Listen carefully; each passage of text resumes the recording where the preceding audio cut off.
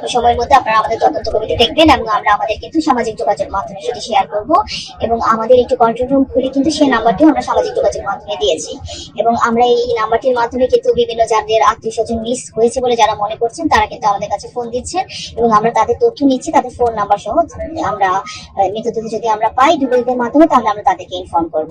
আর যেমনটি আপনারা শুনেছেন, আমরাও কিন্তু আসলে প্রত্যক্ষদর্শীদের কাছ থেকে শুনেছি। সেটি হচ্ছে যে বিকেল 5টার সময় কুষ্টিয়া থেকে আসা সৌভাগ্য যে একটি পরিবহন, সেটি হচ্ছে যাত্রী, তাতে প্রায় সিট অনুযায়ী, সিট আমি যেটা দেখেছিলাম যে নির্ধারিত সিট অনুযায়ী সেখানে 40 জন যাত্রী থাকার কথা, কিন্তু যেমনটি আপনারা জানেন যে ঈদ উপলক্ষে তারা পিছনে কিছু তাদের সিট ছিল। আমি একজন যাত্রীকে পেয়েছিলাম যিনি ওই বাসের যাত্রী ছিলেন, তিনি বলেছিলেন সেই হিসেবে আমাদের ধারণা যে 45 থেকে 50 জনের মতো যাত্রী থাকার সেখানে কথা। আর এই পর্যন্ত আমাদের যে ডুবুরি দল, আমাদের কিন্তু 6 জন ডুবুরি কাজ করছে। মানিকগঞ্জ থেকে আমাদের একটা ডুবুরি টিম এসছে এবং আমাদের ফরিদপুর থেকে কিন্তু আসছে, যেটি বাংলাদেশ ফায়ার সার্ভিসের যে তাদের টিমরা, তারা কাজ করছে। এবং এই ডুবুরি টিম বাসের ভিতরে গিয়ে কিন্তু কোনো লাশ পায়নি। প্রাথমিকভাবে 2টো লাশ পেয়েছে এবং 2 জন মানুষ সুস্থভাবে তাদেরকে পাওয়া গেছে। এর মধ্যে একজন প্রাইমারি চিকিৎসা নিয়ে তিনি তার বাড়িতে চলে গেছেন, আর আরেকজন হচ্ছে যে প্রাথমিক চিকিৎসা নিচ্ছেন, তিনি উপজেলা স্বাস্থ্য কমপ্লেক্স গোয়ালন্দে। আর আমাদের উদ্ধারকারী জাহাজ যে হামজা, সেটি কিন্তু এসছে, আপনারা দেখেছেন। অল্প সময়ের মধ্যে কিন্তু বাসটি তোলা হবে। 2 জন ডুবুরি নিচে থেকে সেটি রশি দিয়ে পাচ্ছেন। বাধার কার্যক্রম প্রায় শেষের দিকে। আমরা আমাদের মাননীয় প্রধানমন্ত্রী কিন্তু আমার সাথে সরাসরি ফোন করে খবর নিয়েছেন যে আমরা কি অবস্থায় আছি। এছাড়াও আমাদের যে বিভিন্ন আমাদের দুর্যোগ মন্ত্রণালয়ের সচিব স্যার, নৌ পরিবহন মন্ত্রণালয়ের মন্ত্রী মহোদয়, দুর্যোগ মন্ত্রী স্যার, তারা কিন্তু সবাই ওভার টেলিফোনে আমাদের খবর নিচ্ছেন। এবং নৌ পরিবহন প্রতিমন্ত্রী এবং নৌ সচিব স্যার কিন্তু পথে আছেন। আমাদের বাংলাদেশ নৌবাহিনীর একটা স্পেশাল যে ডুবুরি টিম, তারা কিন্তু পথে আছে, অল্প সময়ের মধ্যে এসে পৌঁছাবে। খুলনা থেকে আমাদের আরেকটি ডুবুরি টিম আসছে এবং আমরা আশা করি যে আমাদের উদ্ধার কার্যক্রম ঠিক যেভাবে চলছে এটা আমরা কোথাও ঘাটতি দেখছি না। আমাদের অ্যাম্বুলেন্স টিম রেডি আছে, আমাদের বাংলাদেশ আর্মি, পুলিশ সহ। এখানে কিন্তু এই মোমেন্টে আমি জেলা প্রশাসক হিসেবে এখানে আছি, আমাদের পুলিশ সুপার মহোদয় আছেন, সিভিল সার্জন মহোদয় আছে। আমাদের রাজবাড়ী 2 আসনে যে মাননীয় সংসদ সদস্য, তিনি কিন্তু অনেক আগে থেকে আমাদের সাথে অবস্থান করছেন। আমাদের যিনি প্রতিমন্ত্রী সংস্কৃতি বিষয়ক মন্ত্রণালয়, তিনিও কিন্তু অন দা ওয়ে। এবং আমাদের এই এলাকার যে মাননীয় অর্থ উপদেষ্টা, তিনি কিন্তু ওভার টেলিফোনে আমাদের খবর নিচ্ছেন। HPM এর যে মিলিটারি সেক্রেটারি স্যার, তিনি আমার সাথে কথা বলছেন। রাষ্ট্রের সর্বোচ্চ পর্যায়ে যে স্যাররা সবাই কিন্তু আমাদের সাথে তাৎক্ষণিকভাবে সবকিছু জেনে নিচ্ছেন। এবং আমাদের পক্ষ থেকে একদম মাননীয় প্রধানমন্ত্রী থেকে কোথাও কিন্তু আমাদের আন্তরিকতার ঘাটতি নাই। যেমনটা আপনারা ভিডিওতে দেখেছিলেন, আসলে গাড়িটি কিন্তু খুব ওভার স্পিডে যাচ্ছিল।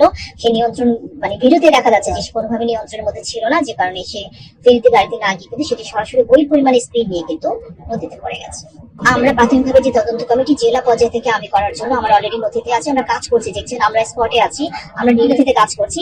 সেখানে আমাদের অতিরিক্ত জেলা ম্যাজিস্ট্রেটের সমন্বয়ে আমরা জেলা পুলিশের অধ্যতন একজন অফিসার, একজন এডিশনাল এসপি লেভেলের, এই উপজেলা নির্বাহী অফিসার, তারপর হচ্ছে BIWTA, যেহেতু আমাদের ফেরির সাথে সম্পর্কিত, BIWTC, রোডস এর একটা কাজ থাকে, এখানে নৌ পুলিশের কাজ থাকে। এদেরকে নিয়ে আমরা প্রাথমিকভাবে কমিটি গঠনের প্রস্তাবনা নিয়েছি। অল্প সময়ের মধ্যে আমরা কমিটি গঠন করব। আপনাকে বলেছি যে স্পটে যখন ঘটেছে আমরা কিন্তু ছিলাম না, বাসে যে সিটিং অ্যারেঞ্জমেন্ট, সেখানে কিন্তু হিসেব মধ্যে থাকা 40 জন। তো সেই যদি 40 জন ধরে, সেটা এক ধরনের। আর প্রত্যক্ষদর্শী যে কথা, সেই হিসেবে আমার যেটা তাদের কথা থেকে, সরকারি না, 30 থেকে 35 জনের মতো আমরা মনে করি যে এখন নিখোঁজ আসছে। তারপরেও আমাদের উদ্ধার কার্যক্রম চলমান আছে। আমার মনে হয় আপনারা তাৎক্ষণিকভাবে সমস্ত তথ্য পাবেন। হামজা, এখানে আমরা নিজেরাই অবাক হয়ে গেছি যে হামজা যেখানে ছিল, আমাদের গোয়ালন্দ ঘাট থানার অফিসার ইনচার্জ নিজে হচ্ছে স্পিড বোট নিয়ে সে হামজার কাছে গেছে। হামজার লোকজনকে ঘুমন্ত অবস্থা থেকে তুলে ড্রেস করে তাদেরকে নিয়ে আসছে। আপনারা জানেন যে এখানে গভীরতা অনেক বেশি, 30 ফুটেরও বেশি কিন্তু পানির গভীরতা। এই ধরনের পরিস্থিতিতে কিন্তু সাধারণ জনগণ হয়তো তাদের তথ্যের ঘাটতির কারণে তারা এটা করছে। আমরা কিন্তু ঘটনা ঘটার পরপরই আমাদের উপজেলা নির্বাহী অফিসার ইনচার্জ যেখানে ছিলেন, জেলা থেকে পুলিশ সুপার এবং আমি এসেছি, কোথাও কোনো ধরনের অবহেলা ছিল না। সর্বোচ্চ পরিমাণ সতর্কতার সাথে কারিগরি দিকগুলো মেনটেন করে যেভাবে উদ্ধার কার্যক্রম পরিচালনা করতে হয়, সেই সবকিছু এখান থেকে মেনটেন করা হচ্ছে। দুর্ঘটনার সংবাদ পাওয়ার পর থেকে নিকটস্থ ফায়ার স্টেশন প্রথমে এখানে অংশ নেয়।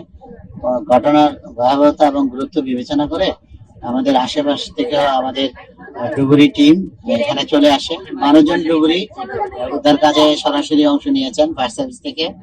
এবং উদ্ধার কার্যের আমরা বলা যায় যে এখনো শেষ হয়নি, তবে শেষ হওয়ার কাছাকাছি অবস্থায় আমরা চলে আসছি।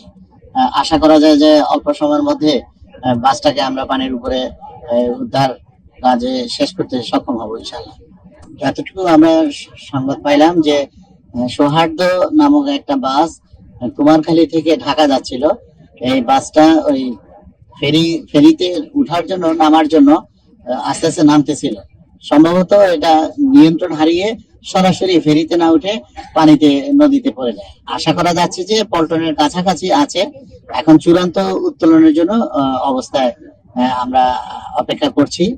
উদ্ধার জাহাজ হামজা এর কর্তৃপক্ষের উদ্ধার কাজের সরাসরি যারা আমাদের সাথে আছেন এবং ফায়ার সার্ভিসের ডুবুরি টিম এরা পরামর্শ করে পরবর্তী কার্যক্রমটা করছেন। আমাদের যারা ডুবুরি তারা আশঙ্কা করছেন যে ভিতরে অনেক ডেড বডি মৃতদেহ থাকতে পারে। পানির নিচের উদ্ধার কাজ বেশ কিছু সময় আগে প্রচন্ড ঝড় বৃষ্টি বাতাস এবং পানির চাপ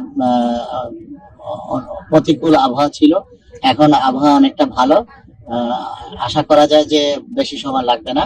আমরা সবাই অপেক্ষমান চেষ্টা করছেন আমাদের ডুবুরি টিম এবং হামজা উদ্ধারকারী জাহাজের লোকজন যে এটাকে অল্প সময়ের মধ্যে শেষ করার জন্য।